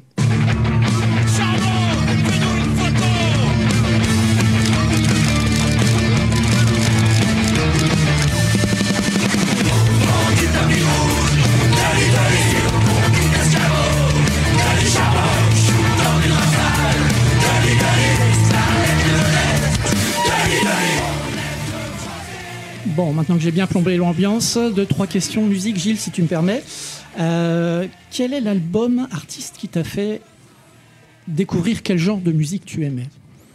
Je me référais à mes années de jeunesse avec Dire Straits, peut-être, sur le rock. C'était quoi ? Brother in Arms, le titre de l'album, non ? Ah oui. Ouais, ouais. Ça, ouais. Ah bah là, tu parles à un convaincu. Hein. Ah ouais, bon, ça va. Pink Floyd et puis Dire Straits. Pas que, mais... Ouais. Quel est le premier album que tu as acheté avec tes propres sous ? Oula, Dire Straits, Brother in Arms. Et quel est l'album que tu emmènerais sur une île déserte ? Dire Straits, Brother in Arms. Ou non, les albums de Renaud peut-être à l'époque. Le Renaud d'avant. Oui, d'avant. Le vrai. Ouais, pas celui qui embrasse les flics. Ouais. Merci pour tout, Gilles. Non, je vous en prie, merci à vous. C'est bien sympa de venir ici, à côté de chez nous. Et je crois que Doxy, tu avais un petit truc à nous dire. Bah oui, je pensais le mettre de côté, mais je crois que le ton est donné. Donc moi, je voudrais pousser un coup de gueule et faire un appel coup de cœur aussi. Donc le coup de gueule, c'est contre le projet d'autoroute de la 412 qui fait la liaison Machi-Thonon. Et vous inviter à nous rejoindre samedi 10 mai pour une grande manifestation, mais qui va être très festive, comme une balade naturaliste, voilà, où l'idée, c'est juste de montrer qu'on est nombreux et nombreuses contre ce projet. J'ai pas les détails du rendez-vous, mais je crois qu'il est donné à Bon-Chablais, mais je vous invite à utiliser votre moteur de recherche pour cela. Voilà. Il y a aussi une autre date en mai à noter dans vos agendas, c'est les 30, 31 mai, 1er juin à Torrent-Glières pour le rassemblement des Glières, où il y aura des débats, des films, du théâtre, de la musique et beaucoup de belles personnes. Et c'est toujours très sympathique. Parole de résistance. Et sans transition, le quiz.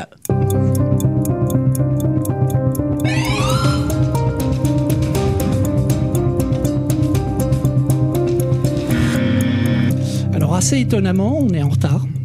Non. Je crois que c'est la première fois que ça nous arrive. On va commencer avec les années de sortie. Donc je vais vous donner un titre de film et vous allez me dire l'année de sortie. Alors là, vous êtes tous bien plus forts que moi. Non, vraiment pas. Mais il nous regarde parce qu'il met nos années de naissance. En fait, donc, comment la spoiler cette prélimination. On commence par 2001, l'Odyssée d'espace. À 1968. Ah, ça se pourrait bien, oui. Qui est né en 68? Tiens, on se demande.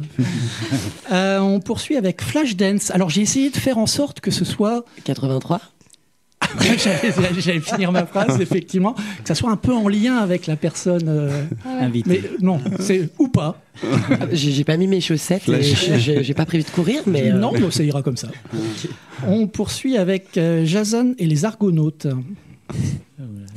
Tu me regardes, 1963 Oh bah ouais, mais qu'est-ce qu'ils sont forts. Ne nous fâchons pas. Tu me regardes, c'est 66, c'est Comment ça? Je te regarde, mais on est à la radio, ça se voit pas. On poursuit avec Palombella Rossa et on pense à Nanni Moretti qui vient de faire un petit accident cardiaque. 1989. Ça se pourrait bien. On poursuit avec Canadian Bacon. C'était plus pour faire le petit clin d'œil, pour dire que tu avais réussi ton passage à la fiction, contrairement à Michael Moore, qui, avec ce Canadian Bacon catastrophique... je me souvenais même plus que c'était lui, ça. Avec John Candy, c'était son seul... D'accord. C'était les États-Unis qui déclenchaient la guerre au Canada, c'est ça? C'est pas un peu c'est pas de l'actualité, non? Je sais pas. Pardon, c'était un rire. C'était avant Trump. Oui, c'est ça. Et donc là, on n'a pas l'année. 1995. Ah, d'accord. Mais qui est de 95 ici? Un petit coucou à Jérémy, notre magicien du son.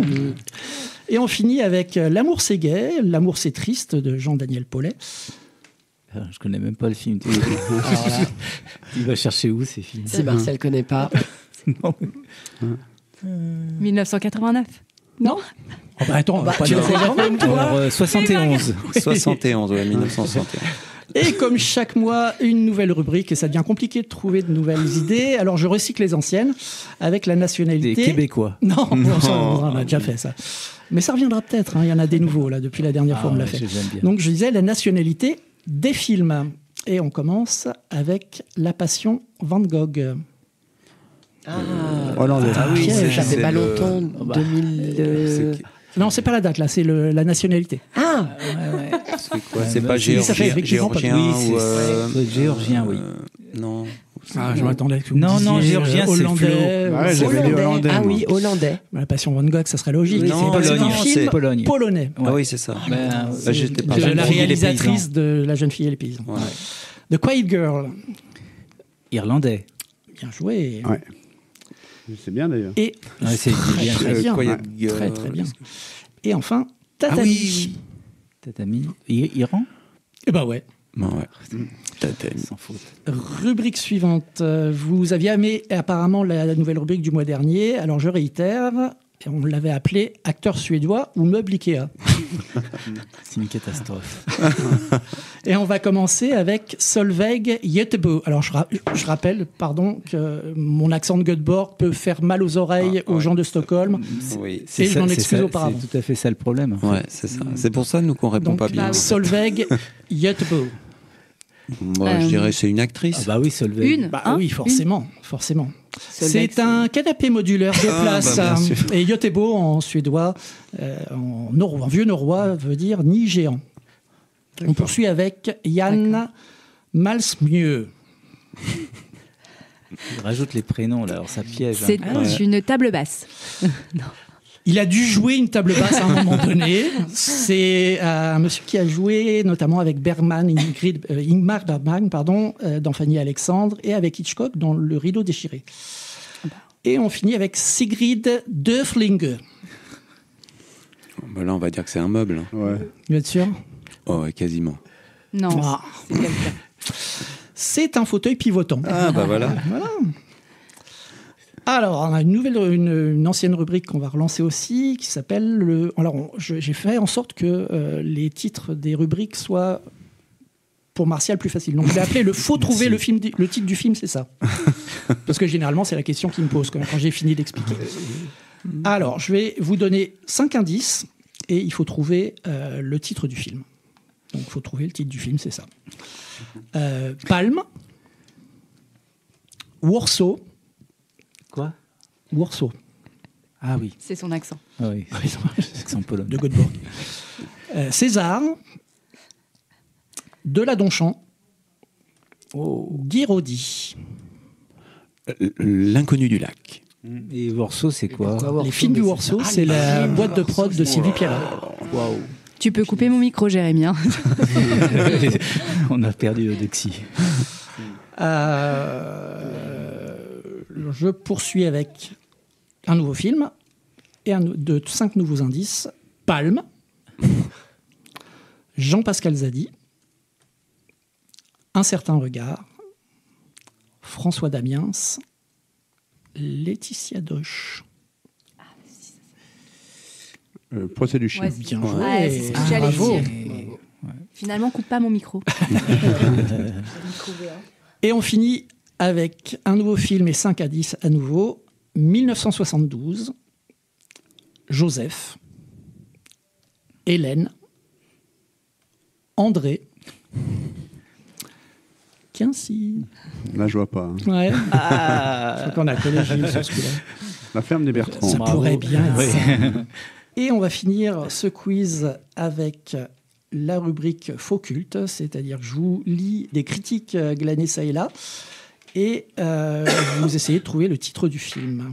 Tiens, et si on réunissait les plus grands tocards de l'histoire du Cinoche à Merloc? On mettrait plein d'actions, quelques paires de nichons et des répliques bien trouvées comme « Qui t'envoie? Ton coiffeur ».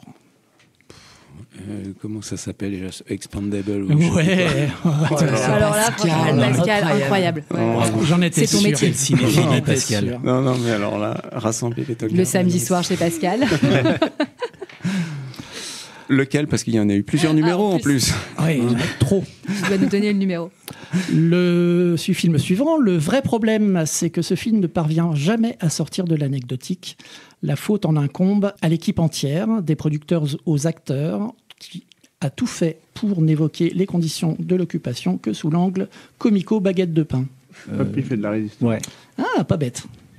Pas bête. Non, il y a un petit côté cynique quand même, je trouve, dans Papy fait de la résistance. Là, ouais. Vraiment sur, Les 12 salopes. Non, pas, non. Comment? Inglorious Bastard? Non. La Grande Vadrouille.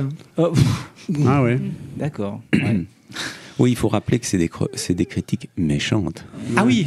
Ouais. Ah ouais, tu trouves?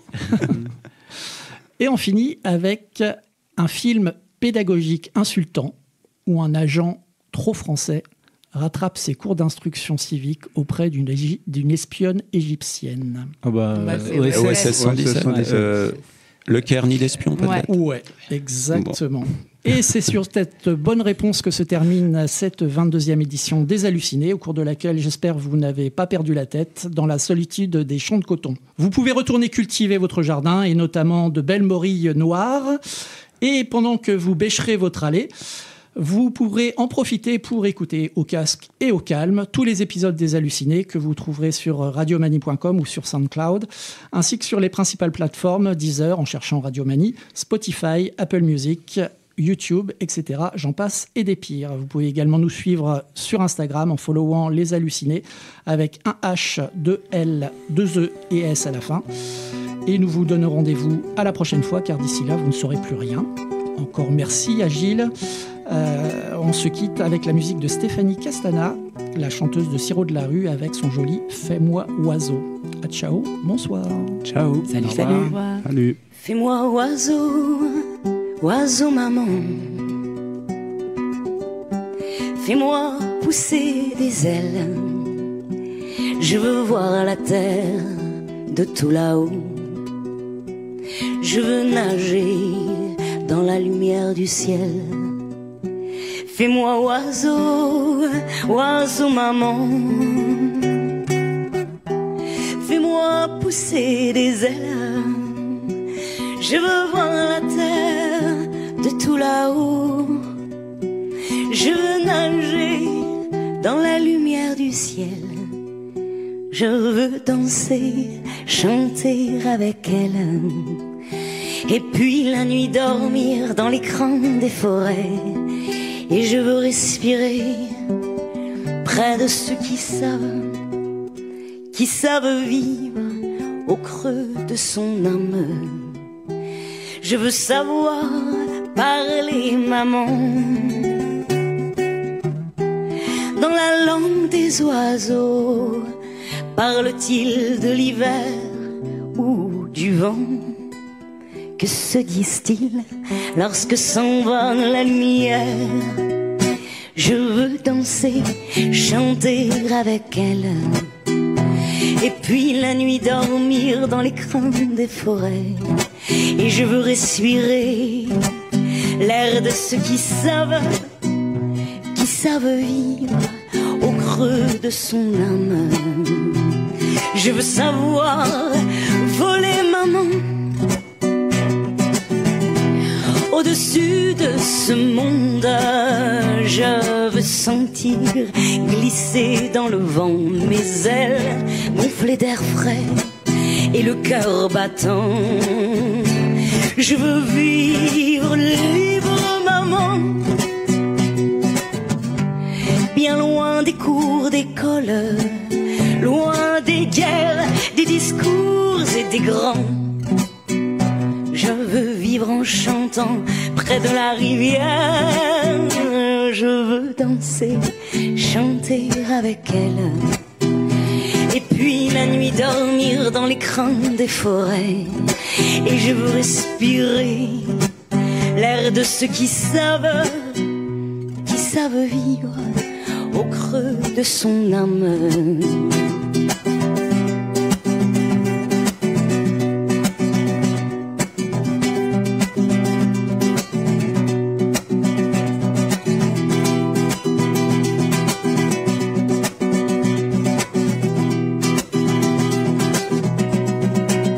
Je veux m'envoler sur les océans, suivre le soleil, vivre dès l'aurore, sentir arriver le printemps,